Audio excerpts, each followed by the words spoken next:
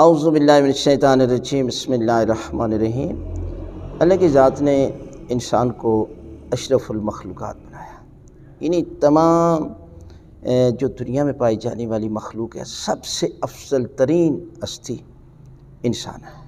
اور انسان کو پروردگار کی ذات نے دو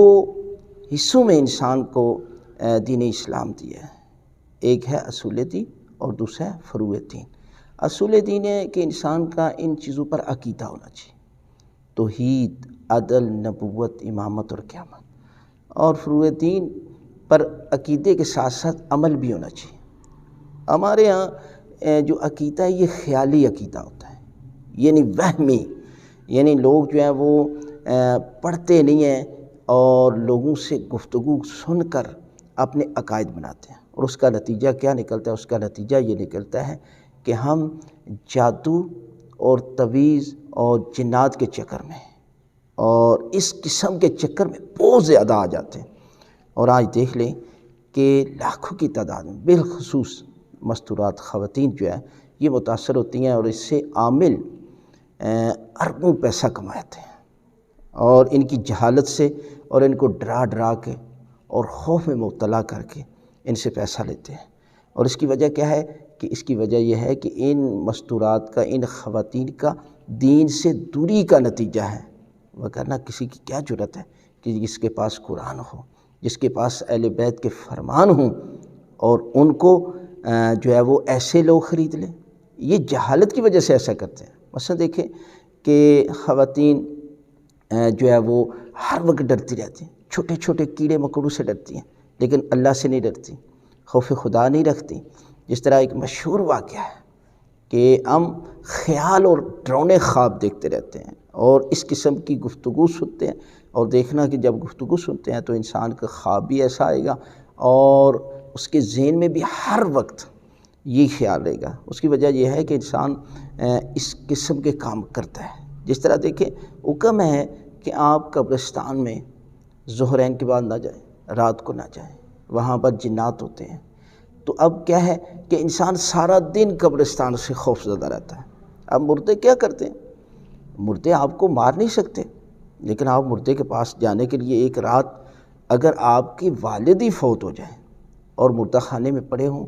اور وہاں آپ کو سونا پڑے تو آپ نہیں سوئیں گے، اس لیے کہ آپ کو زندہ کی معرفت ہے، مردے کی معرفت نہیں ہے۔ جس طرح کہتے ہیں کہ ایک شخص پیسے کے لالچ میں، کسی نے دوستوں نے کہا کون ہے کہ جو قبرستان میں جائے اور رات کے وقت اس کو 500 روپیہ ملے گا، یعنی جتنی مرتبہ، لیکن وہ اندر سے ڈرتا بھی تھا، خوف زدہ بھی تھا اس قدر، لیکن اس کے باوجود پیسے کا لالچ بھی تھا۔ تو کہتے گیا اور وہاں یہ تھا کہ اپنے جا کر وہاں کوئی چیز جو ہے وہ کل وغیرہ وہاں پر لگا کے آنا زمین کے اندر۔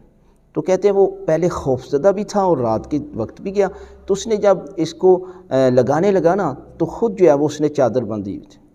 تہمت جس کو کہتے ہیں، تو یہ جو ہے وہ لگایا اور تہمت میں لگ گیا، اور جب فوراً اٹھا نا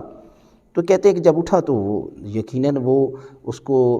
کے ساتھ جو ہے وہ اسی کپڑے میں کے اندر جو ہے وہ کیل چلا گیا تھا، اور اس کو جو ہے وہ فوراً اٹھا نہیں گیا، تو اس نے سمجھا کہ شاید کوئی مردے نے مجھے پکڑ لیا ہے، تو کہتے وہاں اسے ہارٹ اٹیک ہوا اور یہ دنیا سے چلا گیا۔ یعنی یہ خود اپنی زندگی کا قاتل بن گیا۔ یہ ہے ہمارے خیالی پلاؤ ہیں، عقیدہ یہی ہے، لہذا ایسی چیزوں سے بچنا چاہیے۔ دیکھیں جادو اور تعویذ کے اثر کے لیے جو معصومین نے طریقہ بتایا ہے وہ کیا ہے کہ جب بھی آپ قبرستان کی طرف جائیں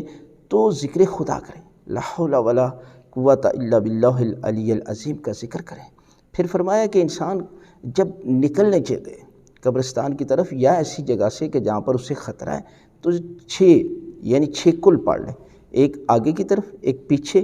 ایک دائیں، ایک بائیں، ایک اوپر اور ایک نیچے، یعنی 6